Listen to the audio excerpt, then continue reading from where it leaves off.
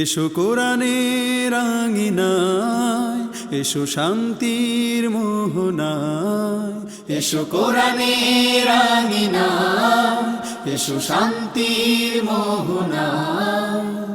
জীবনকে রাঙাতে, ফুলে ফুলে সাজাতে আল্লাহর প্রেম সুধা নিয়ে এলো পিএইচপি কোরআনের আলো, পিএইচপি কোরআনের আলো। আসসালামু আলাইকুম ওয়া রাহমাতুল্লাহ। পবিত্র কোরআন নাজিলের মাস এই মাহে রমাদান। আল কোরআনুল কারীমের যে আবেদন তা কিয়ামত পর্যন্ত কখনোই শেষ হবে না। কোরআনকে জ্বালিয়ে দিয়েও কোরআনকে মুছে ফেলা যাবে না, কারণ মহান রাব্বুল আলামিন সংরক্ষণ করবেন এই আল কোরআনুল কারীমকে। লক্ষ লক্ষ হাফেজে কোরআন বক্ষে ধারণ করে আছে আল কোরআনুল কারীমকে। আল কোরআনুল কারীমের তিলাওয়াতের অনুষ্ঠান, হিফজুল কোরআন প্রতিযোগিতার অনবদ্য আয়োজন, পিএইচপি কোরআনের আলো প্রতিভার সন্ধানে 2023-এ আপনাদের সবাইকে স্বাগত জানাচ্ছি আমি শাহ ইফতেখার তারিক। এই অনুষ্ঠানের টাইটেল স্পন্সর হিসেবে রয়েছে পিএইচপি ফ্যামিলি, কো স্পন্সর হিসেবে রয়েছে আল আরাফা ইসলামী bank limited, smart active gold Mehedi, centre for জাকাত ম্যানেজমেন্ট, ইনফিনিটি মেগা মল ও স্যাভয় আইসক্রিম। প্রিয় দর্শক, আমরা খুঁজছি 2023-এর সেরা প্রতিযোগীকে, যার জন্য রয়েছে 4 লক্ষ টাকা পুরস্কার। এছাড়াও অনেক অনেক পুরস্কার রয়েছে পুরো প্রতিযোগিতা জুড়ে। প্রায় 25 লক্ষ টাকা পুরস্কার রয়েছে এই প্রতিযোগিতায়। প্রিয় দর্শক, সম্মানিত বিচারক হিসেবে আজকের পর্বে আমাদের মাঝে উপস্থিত রয়েছেন হাফিজ মাওলানা আবু ইউসুফ, ওস্তাদুল হুফাজ শাইখ আব্দুল হক ও শাইখ ফখরুল হুদা। সম্মানিত অতিথি হিসেবে আমাদের মাঝে আজ উপস্থিত রয়েছেন কোরআনের আলো ফাউন্ডেশনের সম্মানিত সেক্রেটারি মুফতি মোহাম্মদ মহিউদ্দিন। আপনাদেরকে আন্তরিক মোবারকবাদ এবং স্বাগত জানাচ্ছি আমাদের মাঝে উপস্থিত হবার জন্য। প্রিয় দর্শক, প্রথম প্রতিযোগী হিসাবে আজন্ম দৃষ্টি প্রতিবন্ধী পটুয়াখালী জেলার প্রতিযোগী হাফেজ আরিফ বিল্লাহ সিদ্দিকী এবারে মঞ্চে আসছে।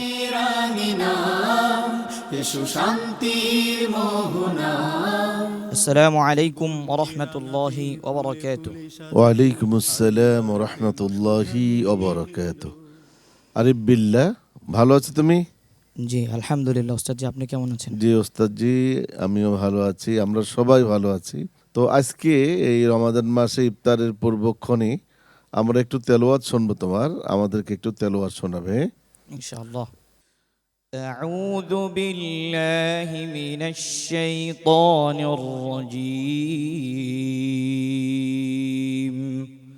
বিসমিল্লাহির রহমানির রহিম। وإذ نادى ربك موسى أن ائت القوم الظالمين قوم فرعون ألا يتقون قال رب إني أخاف أن يكذبون ويضيق صدري ولا ينطلق لساني فأرسل إلى هارون ولهم علي ذنب فأخاف أن يقتلون قال كلا فاذهبا بآياتنا إنا معكم مستمعون فأتيا فرعون فقولا إنا رسول رب العالمين أن أرسل معنا بني إسرائيل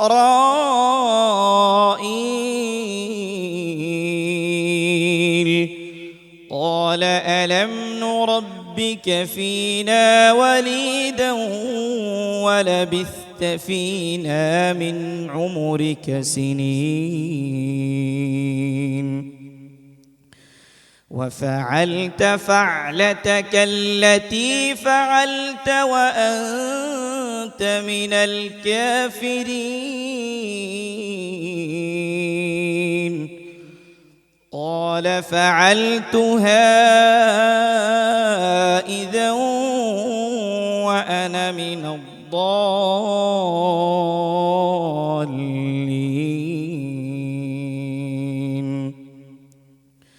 ففررت منكم لما خفتكم فوهب لي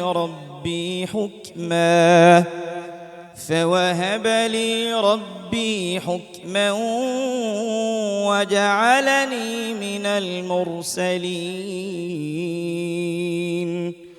وتلك نعمة تمنها علي أن عبدت بني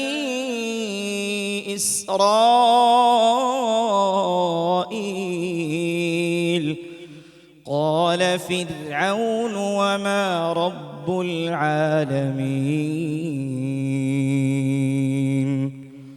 قال رب السماوات والأرض وما بينهما إن كنتم موقنين قال لمن حوله ألا تستمعون قال ربكم ورب آبائكم الأولين قال إن رسولكم الذي أرسل إليكم لمجنون قال رب المشرق والمغرب وما بينهما إن كنتم تعقلون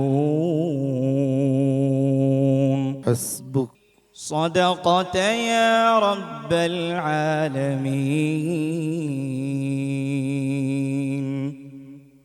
সম্মানিত বিচারক, কি বলবেন তার পারফরমেন্স সম্পর্কে? হাফেজ মাওলানা আবু ইউসুফ।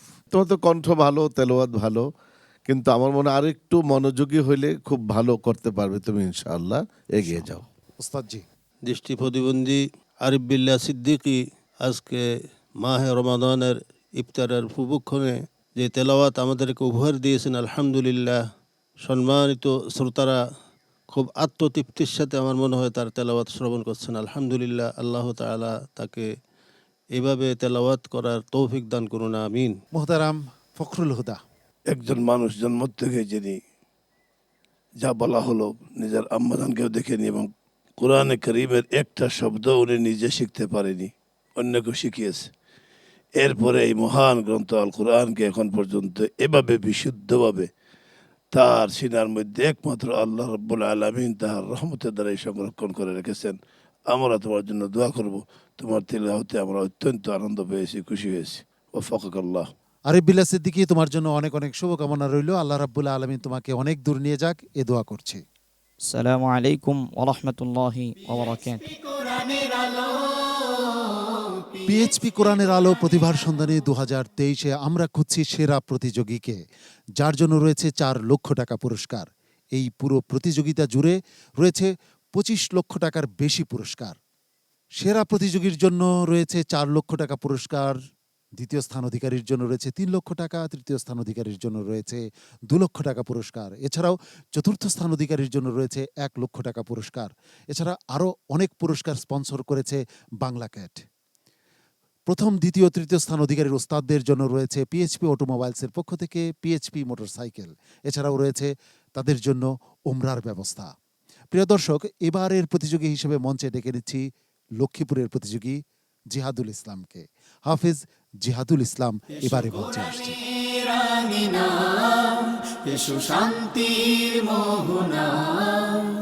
আসসালামু আলাইকুম ওয়া রাহমাতুল্লাহি ওয়া বারাকাতুহু। ওয়ালাইকুম আসসালাম ওয়া রাহমাতুল্লাহি ওয়া বারাকাতুহু। জিহাদুল ইসলাম, বাড়ি কোথায় তোমার? লক্ষ্মীপুর জেলা।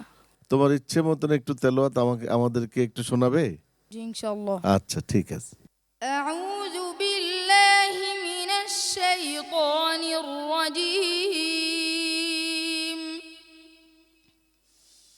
بسم الله الرحمن الرحيم. يسبح لله ما في السماوات وما في الأرض له الملك وله الحمد وهو على كل شيء قدير. هو الذي خلقكم فمنكم كافر ومنكم مؤمن والله بما تعملون بصير. خلق السماوات والأرض بالحق وصوركم فأحسن صوركم وإليه المصير. يعلم ما في السماوات والأرض ويعلم ما تسرون وما تعلنون والله عليم بذات الصدور.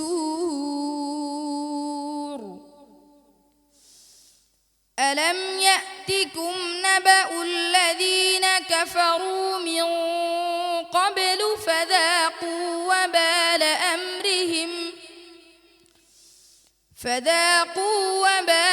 أمرهم ولهم عذاب أليم. ذلك بأنه كانت تأتيهم رسلهم بالبينات فقالوا أبشر يهدوننا فكفروا وتولوا واستغنى الله والله غني حميد. زعم الذين كفروا أن لن يبعثوا قل بلى وربي لتبعثن ثم لتنبؤن بما عملتم وذلك على الله يسير. فآمنوا بالله ورسوله والنور الذي أنزلنا والله بما تعملون خبير. يوم يجمعكم ليوم الجمع ذلك يوم التغابن ومن يؤمن بالله ويعمل صالحا يكفر عنه سيئاته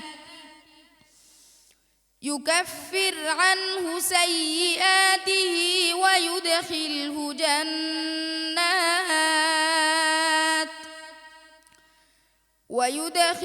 جنات تجري من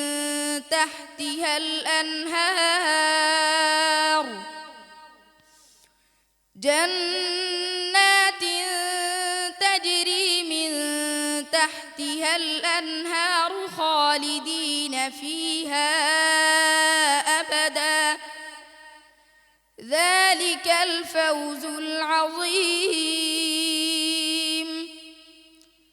والذين كفروا وكذبوا بآياتنا أولئك أصحاب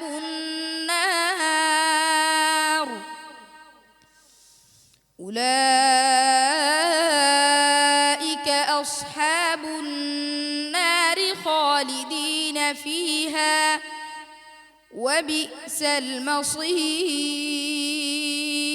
হাসবুক। صدق الله العظيم মাশাআল্লাহ। সম্মানিত উস্তাদজি, জিহাদুল ইসলামের পারফরমেন্স কেমন হলো? জি আলহামদুলিল্লাহ, জিহাদুল ইসলাম খুব চমৎকার তেলাওয়াত করেছে আলহামদুলিল্লাহ। তো তেলাওয়াতটি আরও মানে সুন্দর হওয়া উচিত ছিল, কেমন জানি কি ঠান্ডার ভাব নাকি তেলাওয়াতটি একটু নিম্নমানের হয়ে গেছে, আরও স্পিরিটে পড়া উচিত ছিল। ভয় পাওয়ার কোনো কারণ নাই, ইনশাআল্লাহ। আল্লাহ তাআলা তৌফিক দান করুন, আমিন। মোহতারাম ফখরুল হুদা। মাশাআল্লাহ, জিহাদুল ইসলাম সুন্দর চমৎকার তিলাওয়াত করেছে। শেখ খলিল হুসারির অনুকরণে পড়া হয়েছে। তুমি একটু কলকলা সুগরা আর কুবরার পার্থক্যটা খেয়াল রাখবা। আর ইআদার সময় শুধু জান্নাতিন তাজরি মিন থেকে না করে আগেরটাই সুন্দর ছিল, ওয়ায়ুদখিলহু থেকে কোন রকম আবাদা পর্যন্ত গেলে সুন্দর হতো। জাযাকাল্লাহু খাইরান। মোহতারাম আবু ইউসুফ। আমার কাছে খুব ভালো লেগেছে জিহাদ।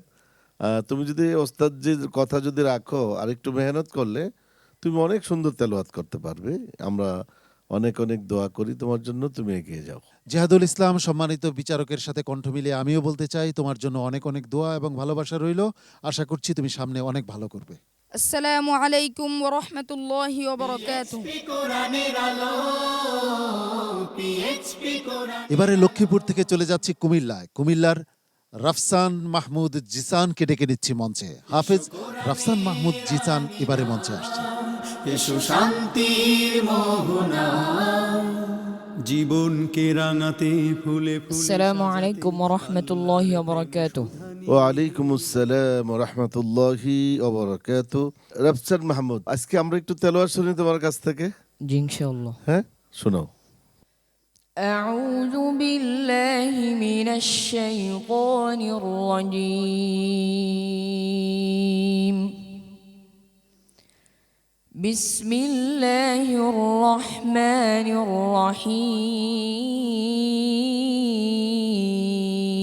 الرحيم إن هذا لهو البلاء المبين وفديناه بذبح عظيم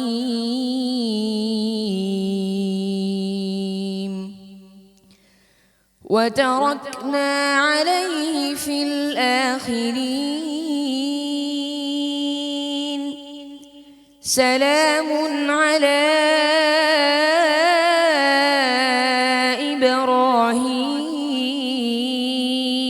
إبراهيم كذلك نجزي المحسنين إنه من عبادنا المؤمنين وبشرناه بإسحاق نبيا من الصالحين وباركنا عليه وعلى إسحاق ومن ذريتهما محسن وظالم لنفسه مبين ولقد مننا على موسى وهارون ونجيناهما وقومهما من الكرب العظيم ونصرناهم فكانوا هم الغالبين وآتيناهما الكتاب المستبين وهديناهما الصراط المستقيم وتركنا عليهما في الآخرين سلام على موسى وهارون إنا كذلك نجزي المحسنين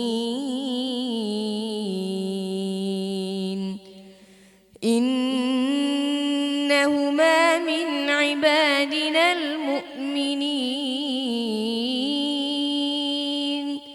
وإن إلياس لمن المرسلين إذ قال لقومه ألا تتقون حسبك صدق الله العظيم وصدق رسوله النبي الكريم মাশাআল্লাহ। এই রাফসান মাহমুদ জিসান আল কুরআনুল করিম পুরোটা সে মুখস্থ করেছে কয়দিনে? আমরা জেনে নেই রাফসান মাহমুদ জিসানের কাছ থেকে। বলো, কয়দিনে তিলাওয়াত তুমি মুখস্থ করেছো আল কুরআনুল করিম? 49 দিনে। মাত্র 49 দিনে। কি বলবেন সম্মানিত বিচারক হাফিজ মাওলানা আবু ইউসুফ? আমরা সবসময় বলি এবং এই প্রোগ্রামটির নাম কিন্তু কোরআনের আলো প্রতিভার সন্ধানে, অর্থাৎ প্রতিভা কিন্তু আমরা সন্ধান করে করে গোটা পৃথিবীর মানুষের সামনে উপস্থাপন করি। রাফসান মাহমুদ প্রতিভাদের মধ্যে অন্যতম একজন প্রতিভা, আর তার তেলাওয়াত আমার কাছে অনেক ভালো লেগেছে। আজকে রাফসান মাহমুদ যদি মেহনত করে ইনশাআল্লাহ তুমি অনেক দূর এগিয়ে যেতে পারবে। ওস্তাদ জি। জি আলহামদুলিল্লাহ। তো রাফসান মাহমুদকে বলছি, আওয়াজ সুন্দর করতে যে তুমি গুন্ডাগুলির প্রতি খেয়াল রাখতে হবে, কোনোটা বেশি হয়ে যায় কোনোটা কম হয়, আর মধ্যে আরজিগুলিও অনেক লম্বা হয়ে যায় কোনোটা। এগুলির ধারাবাহিকতা তারতম্য যেন ঠিক থাকে, একই রকম থাকে, তাহলে তোমার পড়া আরও সুন্দর হবে ইনশাআল্লাহ। তুমি এগিয়ে যাও ইনশাআল্লাহ। মোহতারাম ফখরুল হুদা, আপনার কাছে প্রশ্ন, যে 49 দিনে পবিত্র কোরআনকে সে হিফজ করেছে, এটা কি তার সাধনা নাকি আল্লাহর রহমত? অবাক হওয়ার মতো খবর। এটা আমি প্রথমবারই শুনলাম যে এক ব্যক্তি মাত্র 49 দিনে 600 পৃষ্ঠার এই কিতাবখানা কোরআন কারীমকে আয়ত্ত করে নিতে পেরেছে। সত্যি আল্লাহ পাক রব্বুল আলামিনের অশেষ মেহেরবানি ও রহম তার উপরে। এগিয়ে যাও ইনশাআল্লাহ, তোমার ভবিষ্যৎ। তুমি আজকে তিলাওয়াত করছিলে অত্যন্ত আস্থা এবং মনোবল নিয়ে, কোনো ভয়ভীতি আমরা লক্ষ্য করিনি। এগিয়ে যাও ইনশাআল্লাহ, তোমার ভবিষ্যৎ আল্লাহ পাক আরও উন্নত করবে, সুন্দর করবে। জিসানের জন্য অনেক অনেক শুভকামনা এবং ভালোবাসা আমার পক্ষ থেকে। আল্লাহ রাব্বুল আলামিন তোমাকে সামনে এগিয়ে যাওয়ার সম্বল দিন। আসসালামু আলাইকুম ওয়া রাহমাতুল্লাহি ওয়া বারাকাতুহু। কোরআনের আলো পিএইচপি কোরআন। এবারে মঞ্চে ডেকে নিচ্ছি নেত্রকোনা জেলার কংস নদী বিধৌত বারহাট্টা থানার ছোট্ট এক প্রতিযোগী, নাম তার শুয়াইব আহমদ। হাফেজ শুয়াইব আহমদকে এবারে মঞ্চে ডেকে নিচ্ছি। এসো শান্তির মোহনা। আসসালামু আলাইকুম ওয়া রাহমাতুল্লাহি ওয়া বারাকাতুহু। ওয়ালাইকুম আসসালাম ওয়া রাহমাতুল্লাহি ওয়া বারাকাতুহু। ভালো আছেন আপনি? আলহামদুলিল্লাহ। উস্তাদ জি, আপনি কেমন আছেন? উস্তাদ জি আমি ভালো আছি। আপনার বয়স কত? 8 বছর। 8 বছর। আপনি হাফিজ? জি। আচ্ছা, কতদিন হিফজ শেষ করলেন আপনি? 1 বছর। মাত্র 1 বছর, অর্থাৎ 12 মাসে আপনি হিফজ শেষ করেছেন। অনেক অনেক দোয়া শুভকামনা আপনার জন্য। তো আজকে আমরা এই সময়, অত্যন্ত গুরুত্বপূর্ণ একটি সময়, ইফতারের পূর্বক্ষণে আপনার কাছ থেকে একটু তেলাওয়াত কি শুনবো আমরা? জি আচ্ছা, ইনশাআল্লাহ। একটু তেলাওয়াত শুনতে চাই। আউযু বিল্লাহি মিনাশ শাইতানির রাজীম। বিসমিল্লাহির রহমানির রহিম। فأخذتهم الصيحة مصبحين فما أغنى عنهم ما كانوا يكسبون وما خلقنا السماوات والأرض وما بينهما إلا بالحق وإن الساعة لآتية فاصفح الصفح الجميل إن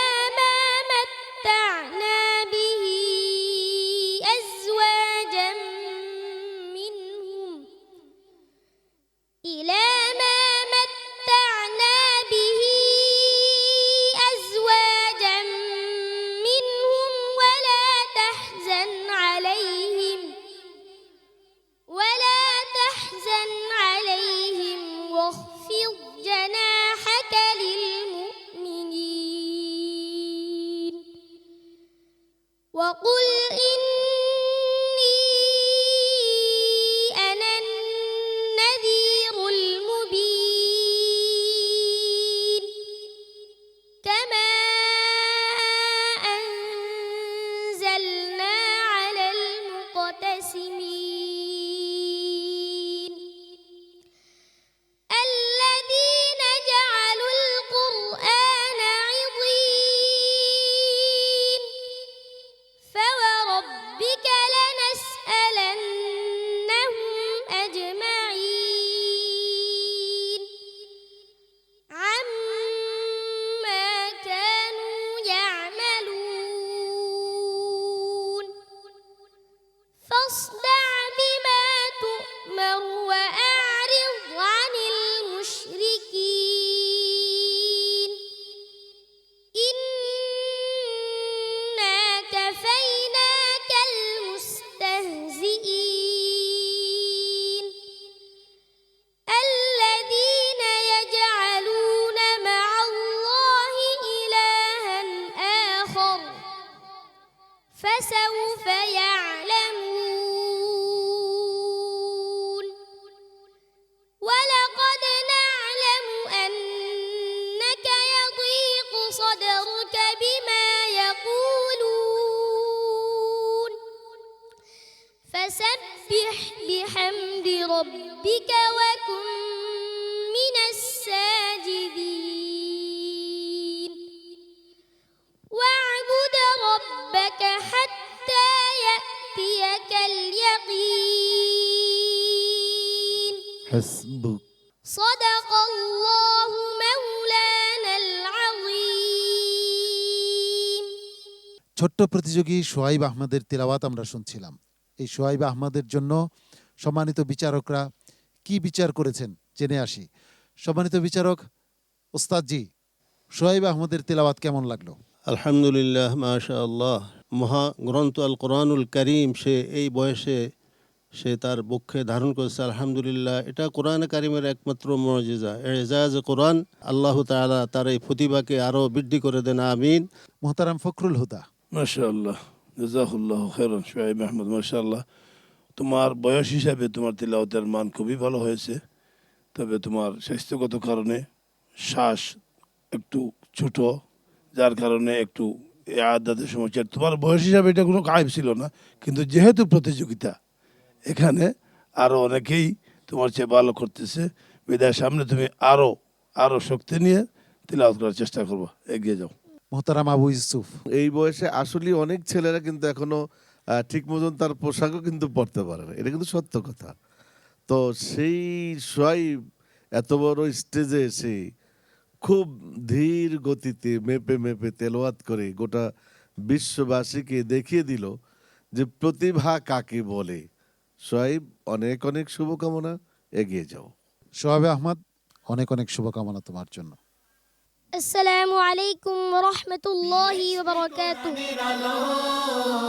সর্বশেষ প্রতিযোগী হিসেবে মঞ্চে ডেকে নিচ্ছি সাদিকুর রহমানকে। ঢাকার প্রতিযোগী হাফেজ সাদিকুর রহমান এবারে আসছে মঞ্চে। এসো শান্তির মোহনা আসসালামু আলাইকুম ওয়া রাহমাতুল্লাহি ওয়া বারাকাতুহু। ওয়ালাইকুম আসসালাম ওয়া রাহমাতুল্লাহি ওয়া বারাকাতুহু। সাদিকুল ইসলাম, ভালো আছে তুমি বাবা? আলহামদুলিল্লাহ উস্তাদ জি, আপনি কেমন আছেন? হ্যাঁ, আমিও ভালো আছি। হ্যাঁ, আজকে তোমাকে খুব সুন্দর লাগতেছে। আলহামদুলিল্লাহ। হ্যাঁ, মাশাআল্লাহ। হ্যাঁ, তো আজকে একটু তেলাওয়াত শুনবো, শোনাও তো দেখি আমাদেরকে। আউযু বিল্লাহি মিনাশ শাইতানির রাজীম। বিসমিল্লাহির রহমানির রহিম।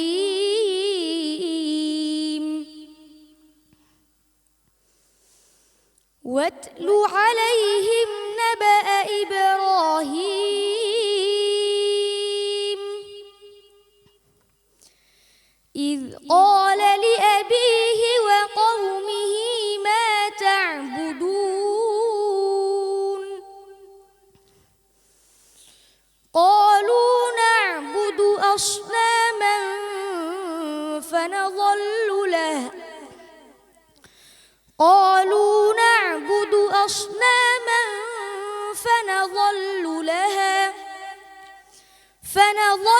لها عاكفين قال هل يسمعونكم إذ تدعون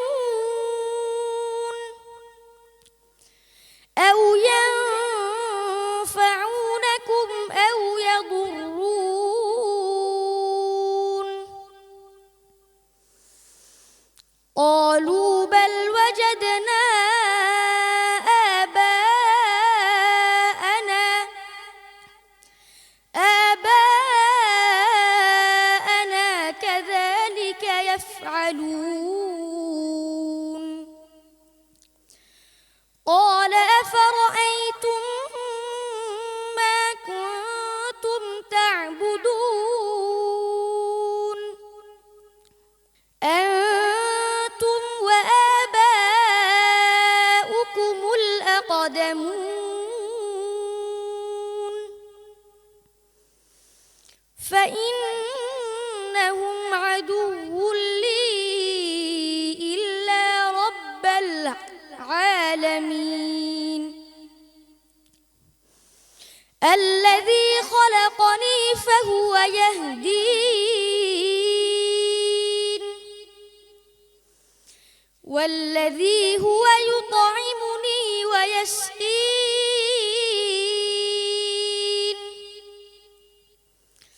وإذا مرضت فهو يشفين والذي يميتني ثم يحيين والذي أطمع أن يغفر لي خطيئتي يوم الدين رب هب لي حكما وألحقني بالصالحين واجعل لي لسان صدق في الآخرين واجعلني من ورثة جنة النعيم واغفر لأبي إنه كان من الضالين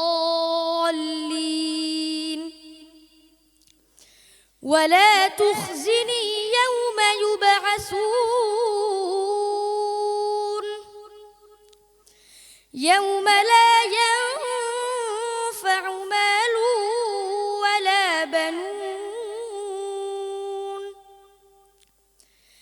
إلا من أتى الله بقلب سليم حسبك صدق الله مولانا العظيم মাশাআল্লাহ। সম্মানিত বিচারক হাফেজ মাওলানা আবু ইউসুফ সাদিকুর রহমানের পারফরমেন্স নিয়ে আপনার মতামত শুনতে চাচ্ছি। সাদিকুর রহমান খুব মিষ্টি একটি ছেলে, তেলাওয়াতও তার মিষ্টি, গলায় যথেষ্ট কাজও আছে, খুব সুললিত কণ্ঠেই কিন্তু আজকে তেলাওয়াতটি সে উপহার দিয়েছে। সাদিক, তুমি সাহসিকতার সাথে এগিয়ে যাও ইনশাআল্লাহ। তোমার জন্য অনেক অনেক দোয়া। মোহতারাম ফখরুল হুদা, মাশাআল্লাহ সাদিকুর রহমান, তোমার এক জায়গায় ইয়াউমা লা ইয়ানফাউ মালুন ওয়া বানুন, যেটা এই ইদগাম আল গুন্নাটা তোমার ঠিক মতো হয়নি, অনেকটা আমাদের মতো হয়ে গেছে। খেয়াল করবা, আগামীতে তোমাকে আরো প্রস্তুতি নিয়ে আরো সাহস নিয়ে পড়তে হবে ইনশাআল্লাহ। এই 5 প্রতিযোগীর পারফরমেন্স, আজকের আয়োজন, সবকিছু নিয়ে কোরআনের আলো ফাউন্ডেশনের সম্মানিত সেক্রেটারি মুফতি মোহাম্মদ মহিউদ্দিন, আপনার কাছ থেকে একটি মূল্যায়ন শুনতে চাচ্ছি। আলহামদুলিল্লাহ, কোরআনে আলো যে সত্যি আলো তার প্রমাণ হচ্ছে আজকে যে 5 জন তেলাওয়াত করলো। প্রথম আরিফ বিল্লাহ সিদ্দিকী, যার চর্মচক্ষু দিয়ে তিনি কোরআনুল কারীমের কোনো অক্ষর দেখে নাই, উপস্থাপক আপনি বলেছেন। সত্যি গোটা অন্ধ জাতিকে আলো দেওয়ার জন্য আল্লাহর পক্ষ থেকে পবিত্র মাহে রমজানে কোরআন এসেছে। আর এই কোরআনে আলো, এই কোরআনের প্রতিবাদেরকে সারা বাংলাদেশ থেকে বেছে এনে জাতির কাছে তাদের তেলাওয়াত শুনিয়ে আসলে আমাদের মতো যে কোরআনুল কারীম পরিশুদ্ধভাবে যারা তেলাওয়াত করতে পারি না বা পারছি না, তাদের চোখ খুলে দিয়েছে। আল্লাহ সুবহানাহু তাআলা এই প্রোগ্রামকে কবুল করুক এবং আমাদের এই সন্তানগুলিকে জাতির শ্রেষ্ঠ সন্তান হিসাবে আল্লাহ তাবারক ওয়া তাআলা কবুল করুন। অনেক অনেক ধন্যবাদ সম্মানিত অতিথি মুফতি মোহাম্মদ মহিউদ্দিনকে।